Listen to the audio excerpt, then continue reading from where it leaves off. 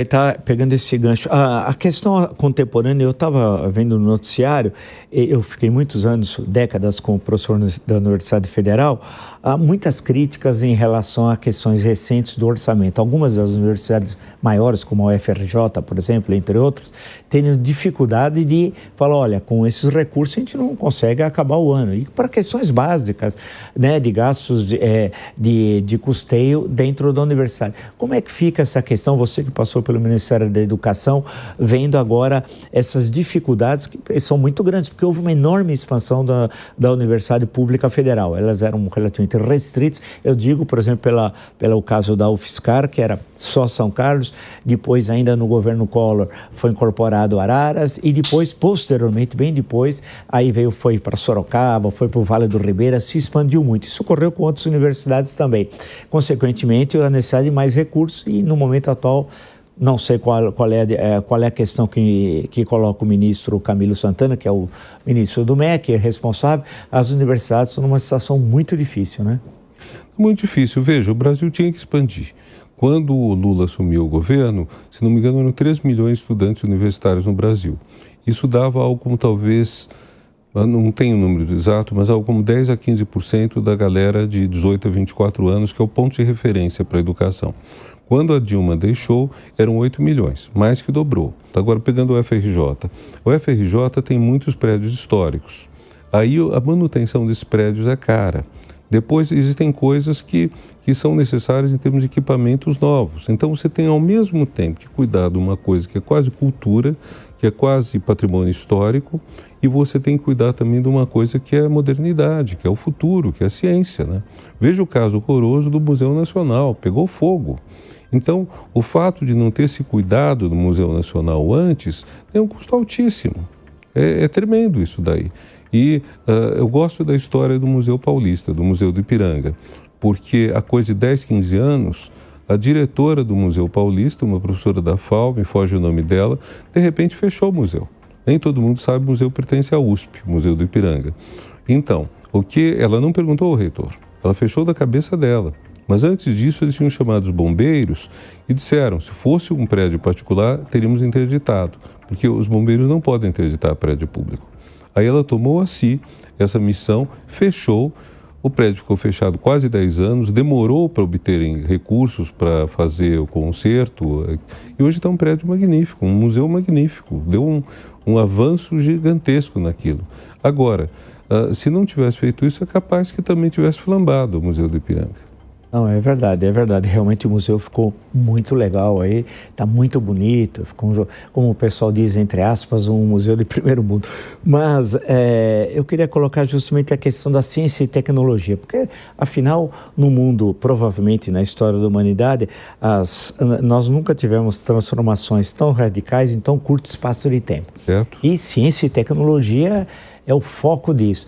E curioso, quando a gente começa a olhar brasileiros, tem brasileiros lá nessas grandes big techs, sempre tem um brasileiro participando do Facebook, tem isso, tem aquilo. E muitos desses cérebros saíram do Brasil, né? É uma perda que nós tivemos.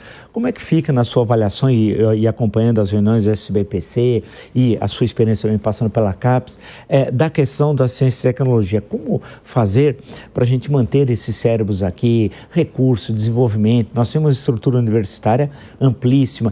Como é que a gente consegue resolver essa questão? Primeira coisa a fazer, Vila, é não deixar o pessoal ir embora. Não digo proibindo de ir embora, sim, claro, mas assim retendo os estudantes, retendo os recém-doutores. O Brasil está formando 20 mil doutores por ano, 70 mil mestres, é muita gente. Não tem possibilidade da universidade pública contratar todos esses 20 mil doutores.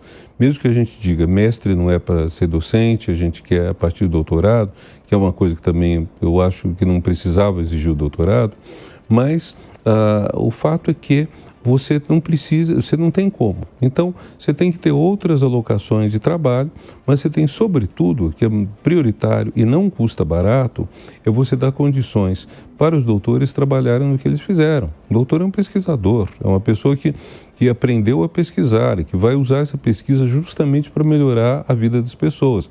Pode ser na área da saúde, que é uma área top, pode ser no meio ambiente, que é uma prioridade mundial, pode ser nas políticas sociais, que também precisam de gente qualificada para saber qual a medida adequada para enfrentar a fome, a miséria, qual a medida que é tola, que é inútil, tipo as velhas cestas básicas que os políticos interioranos distribuíam para fazer jogo político, né? Mas você precisa de gente para isso tudo. Mas para isso você precisa de recursos. Não é só o salário deles. Você precisa de equipamento e tudo mais. Agora, com isso, a gente entrega coisas fabulosas. A gente, estou falando de cientista em geral. Eu mesmo, como sou da filosofia, eu tenho dúvida se eu sou cientista, a rigor, porque depende muito do conceito que a gente usa de ciência para as humanas, especialmente para a filosofia. Mas há uma coisa que é muito importante, é essa melhora da condição de vida. E me choca muito quando a gente vê avançando o terraplanismo e todo tipo de negacionismo. São pessoas que esquecem, por exemplo, que a varíola, que foi a primeira vacina, com o nome de vacina mesmo, originária da Turquia, por volta de 1700, depois emplacada a partir do Jenner, na Inglaterra, esquece que a varíola, pelos dados que eu consultei, matou 300 milhões de pessoas no século XX, é muita gente, e a partir de 1970 ninguém mais morre de varíola. Aliás, uma pessoa morreu em 1980 porque manejou o vírus que estava no laboratório e morreu, mas ninguém mais morreu por contágio normal. Quer dizer, foi possível vencer um flagelo horroroso, que também fica um pouco... Havia um ministro da ditadura, o César Calles, que a cara dele parecia de alguém todo machucado pela varíola. Então, mesmo quem sobrevivia tinha sequelas muito graves. A gente venceu isso. E mesmo, você veja, pode ser que haja gente até que nos escute, que acredite que a Terra é plana e que usa iFood e que usa o Waze. Como você pode usar um GPS, como você usaria um GPS se a Terra fosse plana, levando em conta que o princípio deles é que justamente a Terra é redonda, então você tem uma ciência tudo nisso. Eu acho que o que falta muito, não foi bem sua pergunta, mas eu queria aproveitar e fazer um comercial, o que falta muito é as pessoas entenderem como que o conforto da vida das pessoas em geral depende muito da ciência. Nunca houve uma época com tanta ciência aplicada.